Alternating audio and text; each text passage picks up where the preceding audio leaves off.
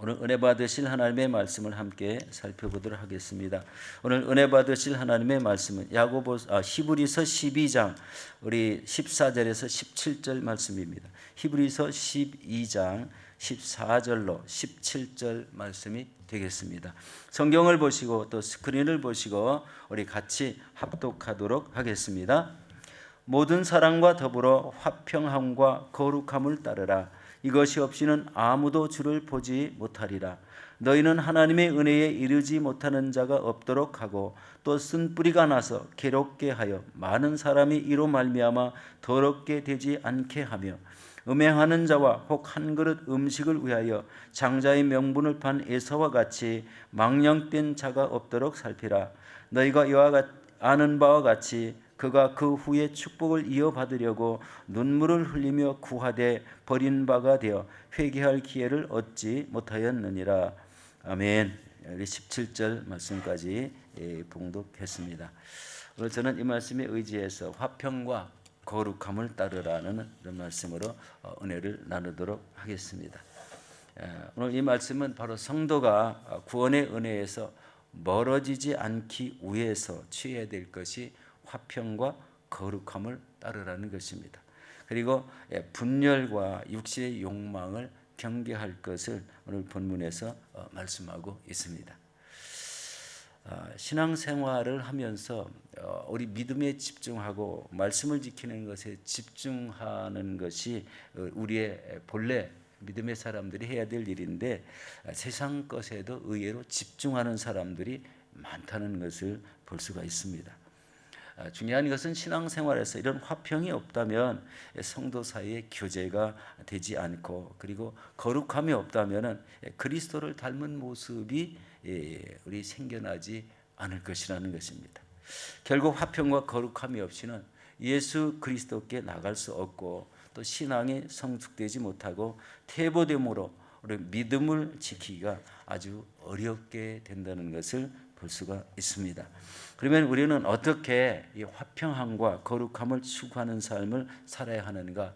오늘 거기에 대해서 말씀을 나누도록 하겠습니다. 먼저 히브리서 12장 4절 말씀 같이 한번 보도록 하겠습니다. 모든 사랑과 더불어 화평함과 거룩함을 따르라. 이것이 없이는 아무도 주를 보지 못하리라.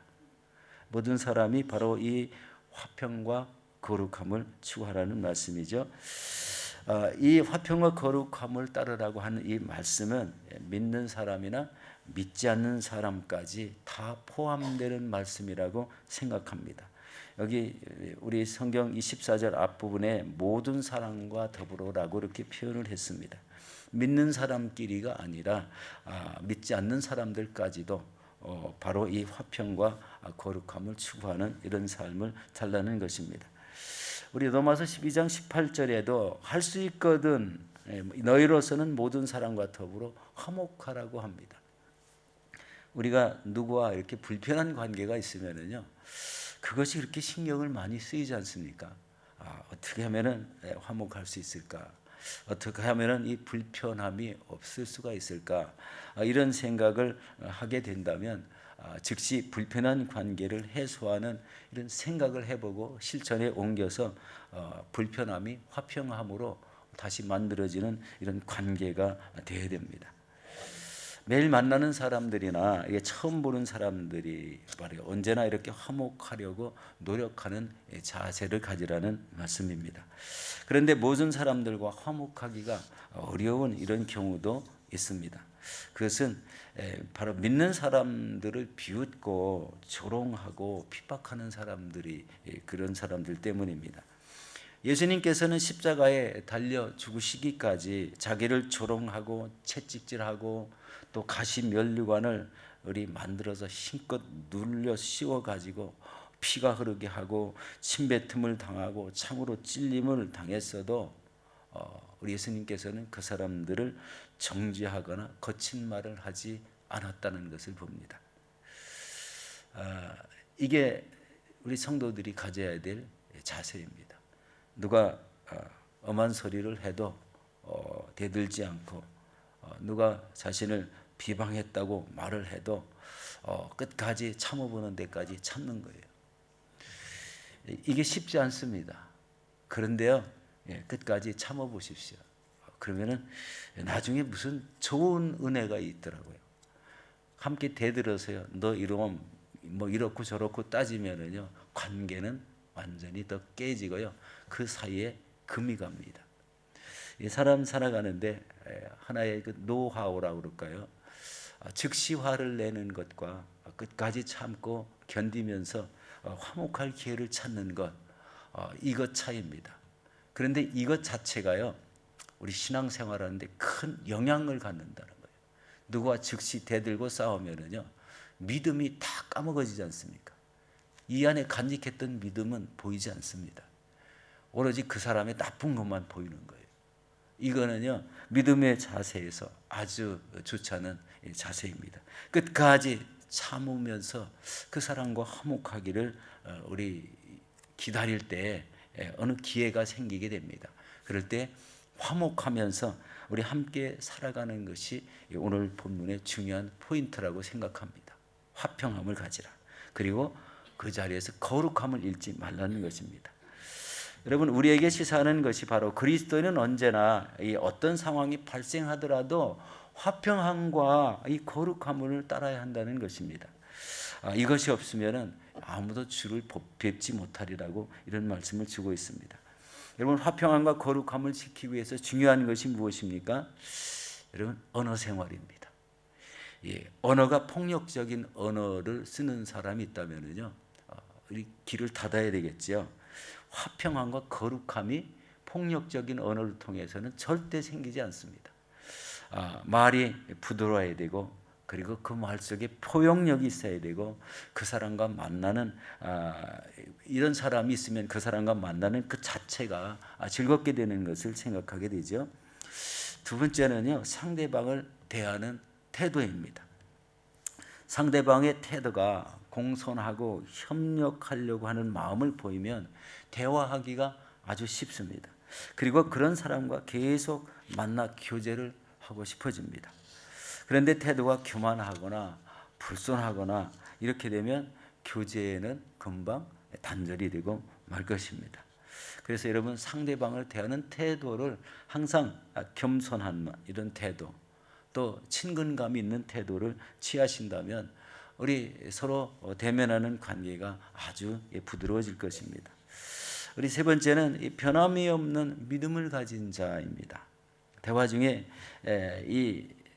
그 사람과 대화를 하다 보니까 아주 진한 이 믿음을 느끼게 된다면요, 그 사람이 귀중하게 보입니다. 그 행하는 것도 말하는 것도, 그리고 우리 사람과 사귀는 그런 모든 모습들이 아주 우리 귀중하게 느껴지는 이런 모습을 보이고 있죠. 그런 사람들을 우리 만나서 우리 사귀고 교제하고 싶은 생각이 충만하게 들게 됩니다. 이 변함없이 큰 믿음을 유지하는 사람들, 모든 사람에게 친근감을 유지하는 사람들, 부드러운 언어를 쓰고 누구를 정죄하지 않는 이런 우리 믿음의 사람들이 바로 우리 화평과 거룩함을 지키기가 쉽다는 것입니다. 여러분, 신앙의 연륜이 깊어질수록 이런 화평과 거룩한 모습으로 모든 주위 사람과 교제를 하고, 그리고 지혜를 힘써 감당하시는 저와 여러분들이 되시기를 예수 이름으로 축원합니다. 두 번째는요, 우리는 다른 사람들을 괴롭히는 이 쓴뿌리가 되지 말라는 말씀입니다. 우리 15절 말씀입니다. 같이 보겠습니다. 너희는 하나님의 은혜에 이르지 못하는 자가 없도록 하고, 또 쓴뿌리가 나서 괴롭게 하여 많은 사람이 이런 말미암아 더럽게 되지 않게 하며 라고 말씀합니다. 여러분, 하나님의 은혜는 그리스도를 통한 이 구원의 은혜를 받는 것과 성도의 삶에서 성령의 인도하시는 은혜가 있습니다. 구원의 은혜를 받았다면 반드시 이어지는 게 우리 삶에서 성령의 인도하심을 받는 것이 굉장히 중요하죠. 이렇게 되면은 세상과의 간격이 생기지만 믿음이 올바라집니다. 이 신앙 연륜이 지날수록 바로 이런 삶을 통해서 신앙의 온전함을 추구하게 된다는 것이죠. 우리 주변에 보면은요, 구원의 은혜를 누리지 못하는 사람들이 있다는 것을 봅니다. 그것은 우리 믿음 생활이 너무 가볍게 되고 한 주간의 믿음 생활이 너무 짧을 때 일어나는 현상들이라고 생각합니다. 이게요, 이렇게 믿음 생활하면은요, 내 속에 있는 구원의 기쁨과 감격이 나타나지 않게 된다는 것입니다. 물론 다 그렇지는 않을 겁니다. 그렇게 될 확률이 더 많다는 것이죠.